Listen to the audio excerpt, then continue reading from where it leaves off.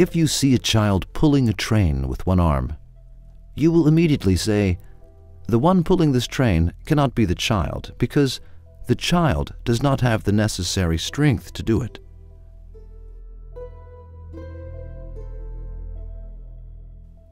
In that case, there must be some other strength that I cannot see, and this child is only a curtain of that strength.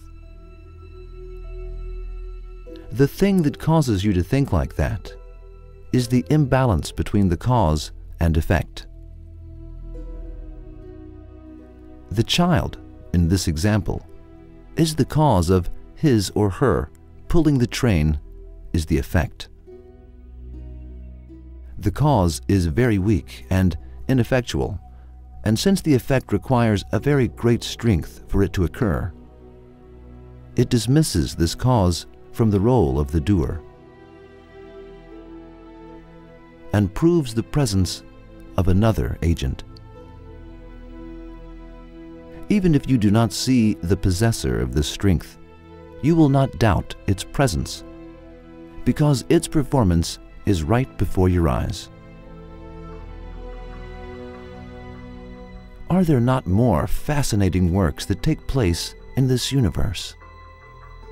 Of course there are, and in fact, there are far more interesting works. Giant trees grow from small seeds. Fruits that are different in color, taste, and shape are attached to the bone-dry branches of trees. The jet-black soil works like a pot, so to speak, and all sorts of vegetables ripen and/or cook within it. A person's entire life story and everything that he has learned is registered in his memory, which is as small as a mustard seed. A person is created from a drop of water.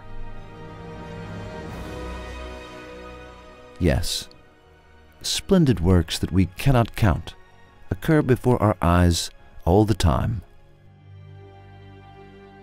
while the causes that generate results are very ordinary, weak, simple, lifeless, and poor.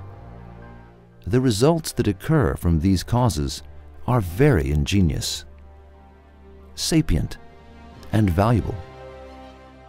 This condition proves that these causes do not create these effects. On the contrary, God Almighty performs these works.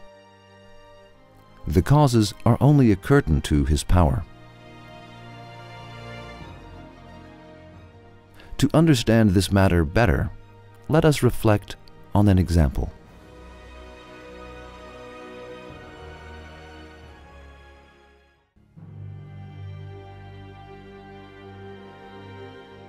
The golden plover bird, which is 200 grams, migrates 4,000 kilometers from Alaska to Hawaii every year. It covers 88 hours, 3.5 days, of travel as it flaps its wings without stopping. Scientists had figured that the birds needed about 82 grams of fat as fuel to complete this journey.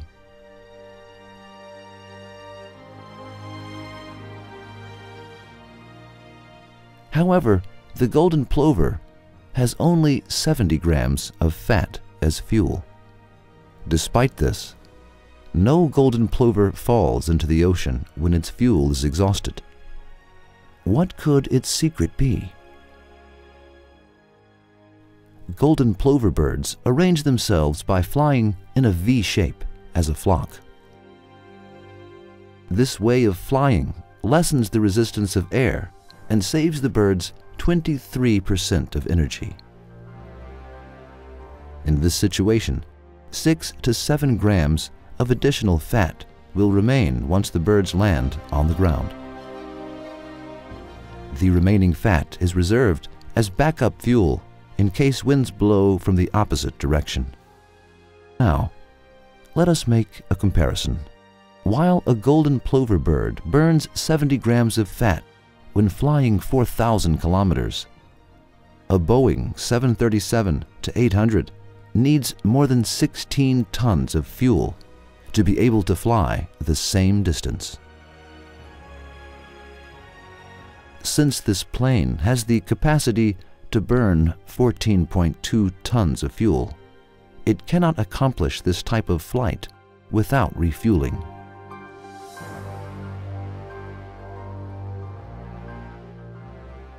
In this example, the golden plover bird is the cause, while the effect is the activity and journey that it accomplishes. The golden plover is a bird that can be understood by its name. It does not have intelligence, wisdom, power, strength, etc. However, its journey is one that can only be completed through an immense amount of wisdom and strength. For this effect to occur, it would require some kind of knowledge and power. Since the golden plover does not have this kind of knowledge and power, it proves that the golden plover is not making this trip on its own, and that it is being made to undertake this journey. If you do not accept that the golden plover makes this journey with God's help and grace, then answer the following questions, and we will see your answers.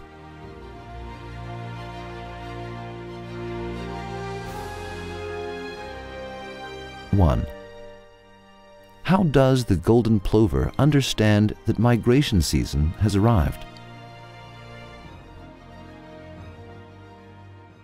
2, if there were not signboards on the road, then we could never find our way.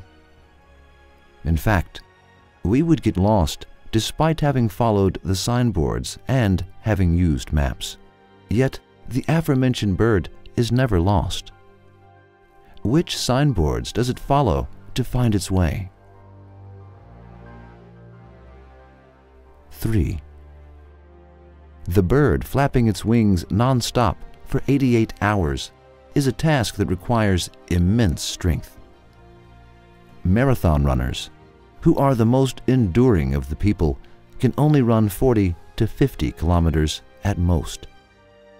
How did this bird attain a durable body on its own? 4, who stored the 70 grams of fat that is necessary for travel in the bird's body?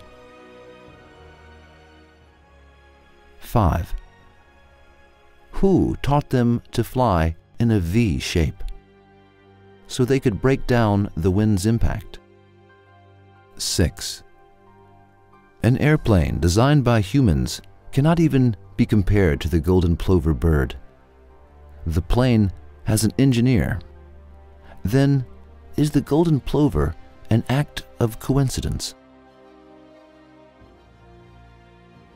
7, the journey that a golden plover undergoes with 70 grams of fat is also accomplished by the awesome airplanes of civilization, yet they burn 16 tons of fuel. In that case, we can say that the craftsman of this bird is infinitely sapient and economical. Can you show another artist other than God as being the possessor of sapience and savings? Now, reflect on the imbalance between cause and effect. In your reflection, you can look at these events. A cloud is the cause and the rain is the effect. An egg is the cause and the chicken is the effect. The brain is the cause and the writing of a library within it is the effect. Matter is the cause and the transmission of sound is the effect. The honeycomb is the cause and the honey is the effect. The silkworm is the cause and silk is the effect. During your course of reflection, think of how simple, lifeless, and ignorant the causes are, and of how immensely extraordinary the effects are, and how they reflect the handiwork of knowledge and power. Then consider the entity who works behind these causes. In other words, see God Almighty with your intellect's eyes.